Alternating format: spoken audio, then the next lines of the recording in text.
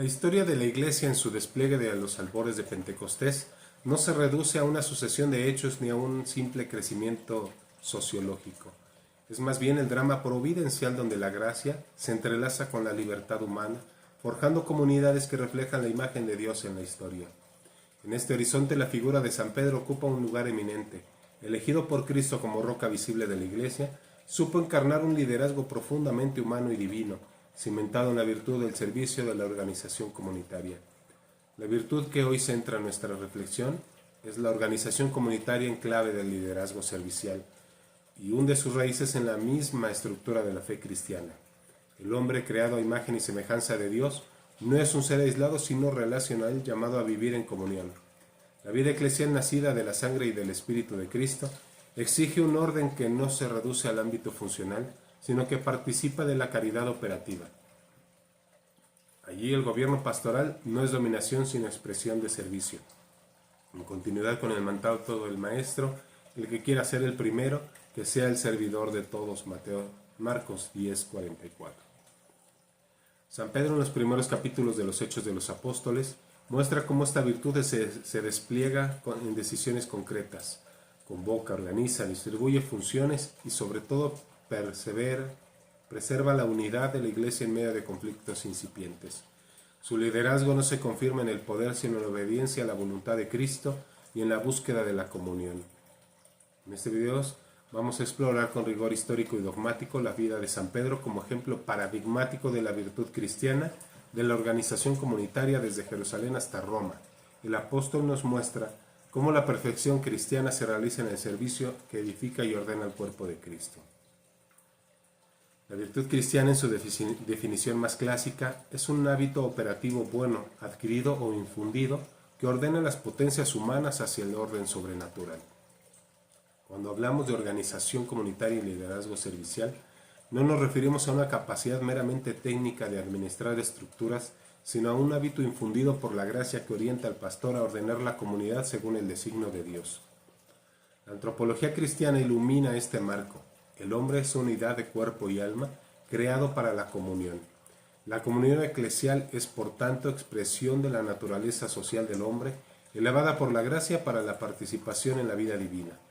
En este contexto, la virtud organizativa de Pedro aparece como concreción visible de la caridad que se hace orden.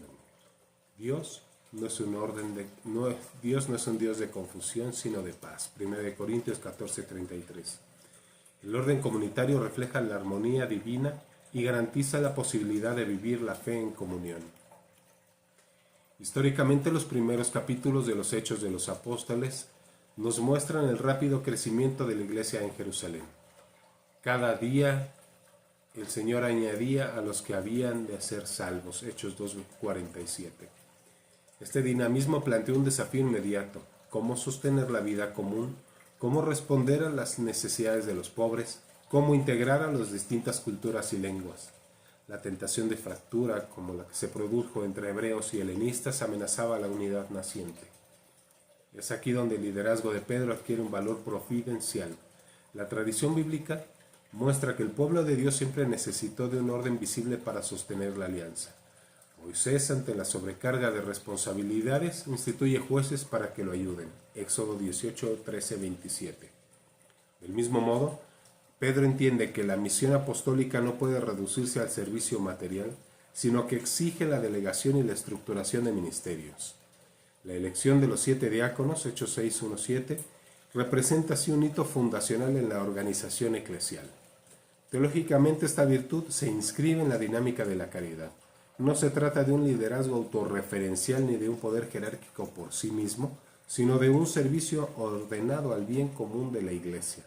La autoridad de Pedro, visible en el Concilio de Jerusalén, Hechos 15, se ejerce como mediación entre tensiones doctrinales y culturales, buscando preservar la unidad de la fe. Allí su palabra es decisiva no por imposición, sino porque expresa la comunión con Cristo y con el Espíritu.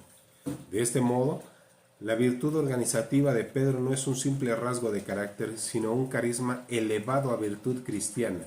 Su discernimiento, prudencia y capacidad de servicio muestran que la Iglesia desde sus inicios entendió el liderazgo como un ministerio de caridad ordenada.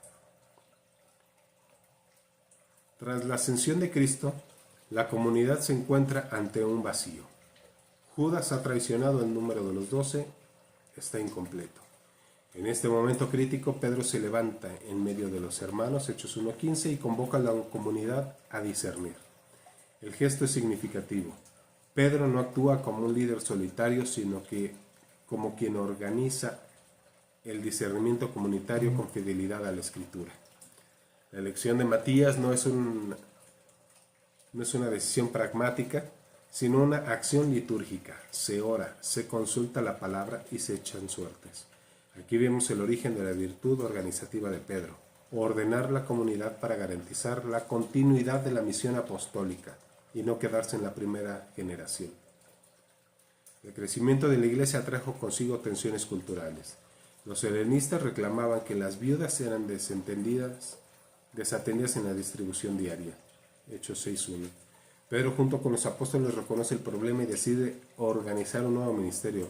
La frase "no es justo que nosotros dejemos la palabra de Dios para servir mesas" no expresa desprecio por el servicio material, sino discernimiento de prioridades.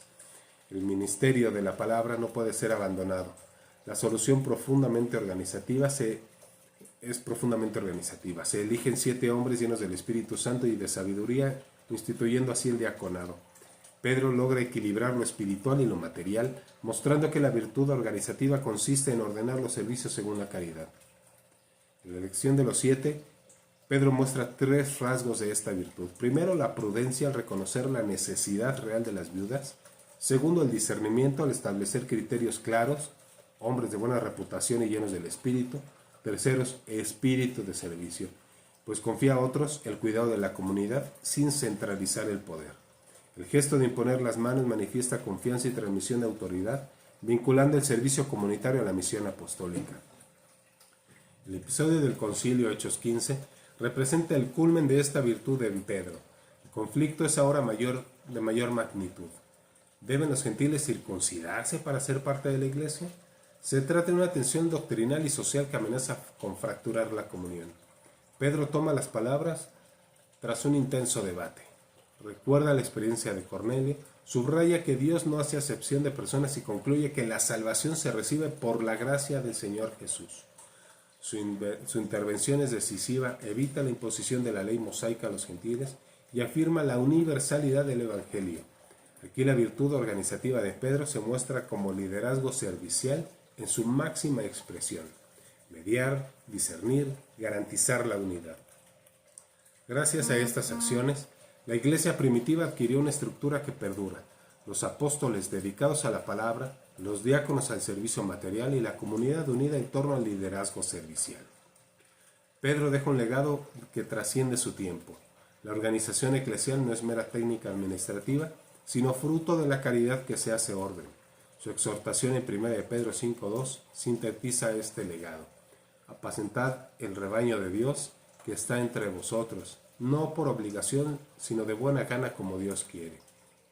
La vida de Pedro muestra que la perfección cristiana no es abstracta ni individualista. Se realiza en la comunidad y en el servicio. La virtud de la organización comunitaria vivida en liderazgo servicial se inserta en la dinámica de la perfección como plenitud de la caridad. No basta con orar y predicar, es necesario ordenar, distribuir, delegar y mediar. La perfección cristiana en este sentido no se reduce a lo ascético, sino que abarca la totalidad de la vida eclesial. Teológicamente, la perfección cristiana consiste en configurarse con Cristo, que no vino a ser servido sino a servir, Mateo 20:28, y Pedro, que había sido reprendido por Jesús cuando discutía sobre quién era el mayor, aprende a ejercer un liderazgo humilde. La virtud organizativa lo transforma de pescador impulsivo a pastor universal. Este camino de transformación interior, sostenido por la gracia, es el modelo para todo cristiano: dejar que la caridad informe las decisiones concretas y comunitarias.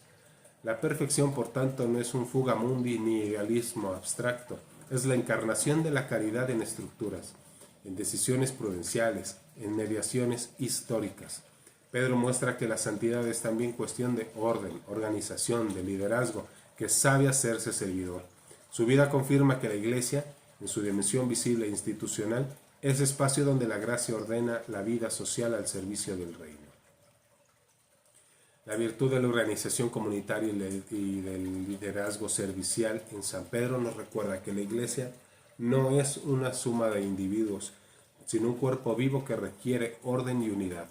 Desde la elección de Matías hasta el Concilio de Jerusalén, Pedro encarnó un estilo de liderazgo que sigue siendo modelo para los obispos, sacerdotes, religiosos, familias y laicos de todos los tiempos.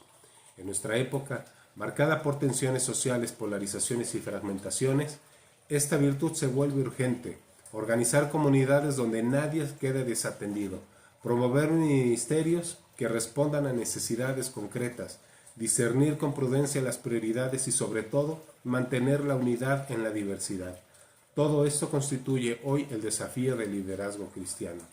La vida de Pedro nos interpela. ¿Cómo ejercemos nuestro liderazgo? Si en familia, en la parroquia, en la vida consagrada o en la sociedad. ¿Lo entendemos como poder o como servicio? La perfección cristiana exige que nuestro modo de organizar y liderar sea expresión de la caridad. El llamado es claro: imitar a Pedro en su capacidad de ordenar sin dominar, de delegar sin desentenderse, de servir sin buscar honores. Así, la Iglesia seguirá siendo, en medio del mundo, signo visible del reino de Dios donde la gracia transforma la historia en comunión. Muchas gracias por llegar hasta aquí. Que Dios los bendiga y la Santísima Virgen interceda por nosotros.